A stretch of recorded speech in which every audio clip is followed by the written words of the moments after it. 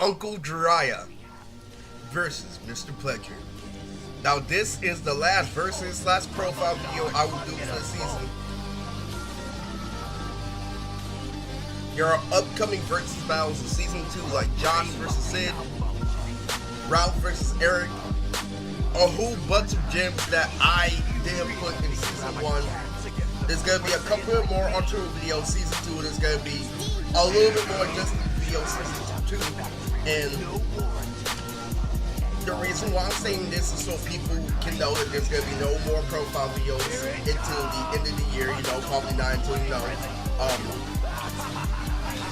middle of next year, you know. But this concludes the season for profile videos. So, what is the meme behind Uncle Jiraiya versus Mr.Pledger? So, Uncle Jiraiya is based off a Bernie Mac figure that I lived with that literally always told me to kick the pussy and stuff like that. Well, Mr.Pledger was a guy that was literally a wise man, wear a foundation of wisdom that was the exact opposite of Uncle Jiraiya, but he wasn't shy to tell me that he used to have problems in the past, but he expresses it verbally by saying he doesn't want to resort to anything. That's why Mr.Pledger doesn't cuss, and that's why Uncle Jiraiya does nothing but cuss and make Bernie Mac jokes. Mr.Pledger's view of me and Uncle Jiraiya are very similar. They both have this view that it doesn't matter what your disability is, you can make it through. But Uncle Jiraiya does it in a way that he knows that having a disability is shit because his son is diagnosed retarded, but his son is a video game fanatic and is a hell of a good boxer. So it doesn't matter. You can learn traits, you can do whatever you want. Some people choose to be on welfare. Some people choose not to hang with people, and a lot of people do that. And, you know, Mr.Pledger says that my disability isn't shit by telling me that in the future, when you're out in the real world, it doesn't matter what your past is, it only matters what you're doing now. And literally, so Mr.Pledger expressed that firmly by saying that when you make it out, people are going to be less judgmental, and you're going to have a better chance to fit in, you're going to have everything. And so that's what his message was. And this is why it's a good versus battle. So let's start off with Uncle Jiraiya. Okay, so Uncle Jiraiya was based off my perverted uncle. And he literally makes the funniest family jokes and stuff like that. I made his own profile video a whole long time ago, but I was put through emotional distress to the point where I had to take that down to where I had to stop because he used to show me Tyler Perry films. And if you want to know the highlights of some of his roasts, I tried talking to him while he was watching movies. We were talking about little pigs. And I'm talking about hot dogs. I'm like, how are hot dogs made? I'm like, oh, did it come from a pig's penis? And Uncle Jiraiya is like, pigs don't have dicks. He's trying to watch a fucking movie. I'm trying to ask him about the pig penis. And I'm all like, so how they have sex? And he's like, what the I used to be a Dragon Ball Z fanatic. And there was this one time where I was watching the Naruto episode, and literally, this is so funny. I took a balloon and I filled it up with water in my backyard and I pretended to do the Rasengan. And so Uncle Jay is all like, oh, they ain't nothing. Back in my day, we used to watch Zord. We used to take antennas off of cars and start hitting each other. That was the old crack, but so the new material I have for this video is this was one time when my cousin Jeremy was over. And literally, he was my favorite cousin from my favorite uncle. And so my favorite uncle was telling a story about how Uncle Jay and my other uncle got into a karate fight in the middle of a restaurant when they were little kids. And my grandma's like, calm your ass down and stuff like that. And the waiter's trying to hold in his laughter. All the comedy of Uncle Jiraiya was very Mac-based. It was so freaking funny. So me and Peter were best friends. And so Peter comes over and literally, he starts making fun of my animation. He's like, you know, when Godzilla come walking down the street, you know, the best thing you can do when the world's about to end is maybe just go catch a movie. His son is super talented when it comes to video games. When he came over, literally, he was showing me Mario and shit like that. I'm like, Mario can punch? It was crazy. No, but he was really crazy. He had every single game system and he was hella cool. He listens to Otter Nicotino. That's what I'm trying to tell you. Like, they're not what they all on paper. So Uncle Jiraiya is trying to tell me like, oh, my son may be diagnosed, this and that, but whatever he studies through a spelling test, he gets a straight A. But his son didn't want to study. And that has nothing to do with his disability. That has something different that's personal that I will never go into, and that's the whole angle. So both their angles is having a disability ain't shit, is what you do with it. But it was crazy because him and Peter literally was so freaking funny. So there was this one time when he used to always scold me about having to clean room and shit. So there was this one time where I'm trying to meet Peter and shit. I'm waiting for Peter all this time, and so I forgot to clean my room. And so literally, Uncle Jiraiya called me out of nowhere. He's like, I'm stuck with Peter. We're gonna feed him until you clean that room. I'm like, what? I'm like, you can't be serious. He's like, oh no, he's with me right now. You want me to put him on the phone? You gotta keep on being Peter until you clean that room. So Peter was his example of what I'm supposed to be and shit. And the reason why, I don't praise Jiraiya, Uncle Jay, the way I do now is because I've gotten older. I'm over 20 and stuff like that, and I see the flaws in him. And earning the stuff that he earns isn't really a milestone once you get to a certain age. But me, him, and Peter had a pretty good relationship, so it was so freaking funny. So literally, me and Peter just get back from this convention, and so it was crazy. So the first thing he does is he scolds Peter, and so he talks to Peter. So he's like, so Peter, how's the convention? He's like, oh, we had so much fun. We bought some merchandise with the booths and stuff. He's like, oh, did we get any numbers? And speaking of me and Peter's stack-up session, there was this one time where I'm spending all this unnecessary money on drinks and shit, and he shows me this cheat code at A&PM where you can get a drink for literally just $1. It's a 2-liter too, so I'm like, oh, that's hella sick. So one time, he bribes me, and literally, so I try not to do a chore, and literally, he's all like, excuse me, who showed you the hookup? And I'm all like, Uncle Jay, that's still not a reason, and he's cut me off. He's all like, who introduced you to A&PM? So that was really, really funny. He filled me up for a whole bunch of laughs. But the problem with that is his messages couldn't carry on with me forever because I grew out of that message at a young age.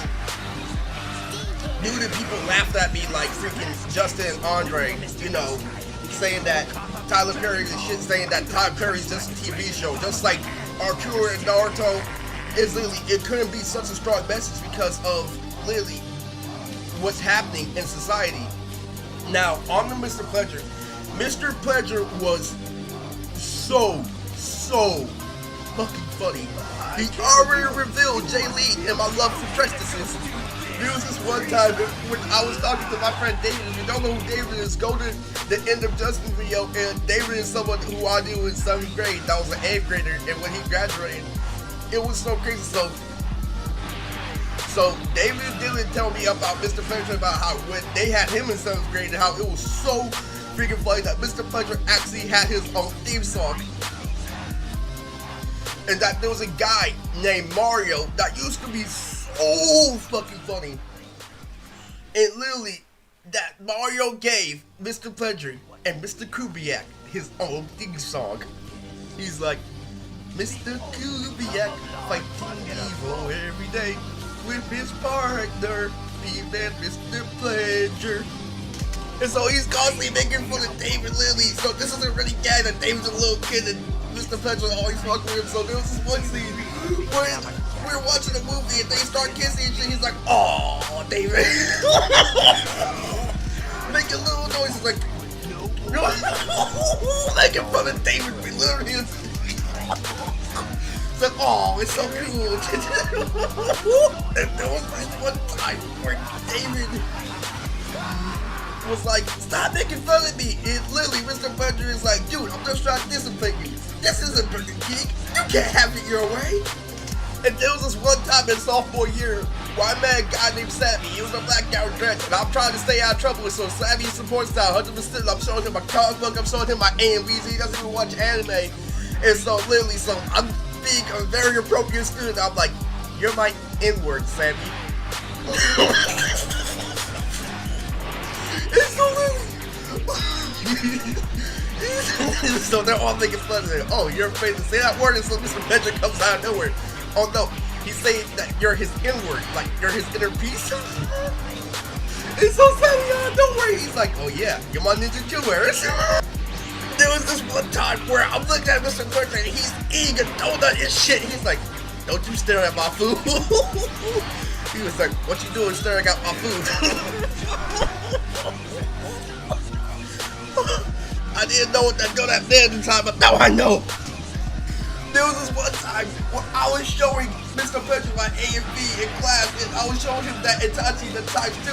And so literally, so he watched me in class, because I show up late. And so like, we just get done watching times 2, and he scolds me, he's like, 2 times 4 is 8. I showed up T-dubs late.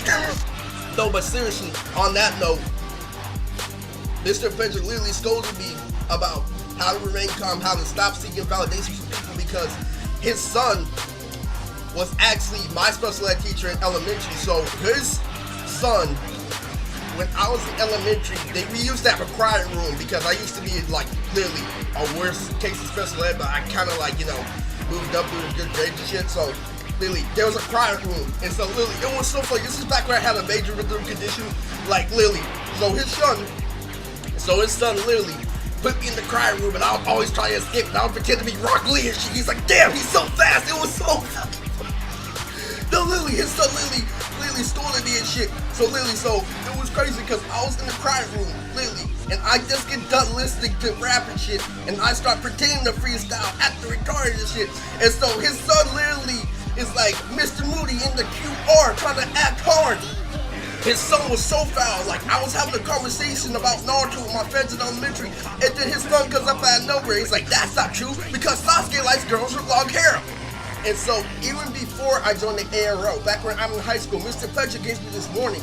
We all know, because his son's name is Joey, when Joey gets into a battle, and he knows he won, but he's in the wrong area, Joey has to let that go. He let me know that all the way when I'm in high school, before I even become a battle rapper. And how he knows I'm gonna get in the battle rap is, I was listening to my iPod. So Mr. Pledger takes the headphones off my iPod. He starts listening. He's all like, Eminem?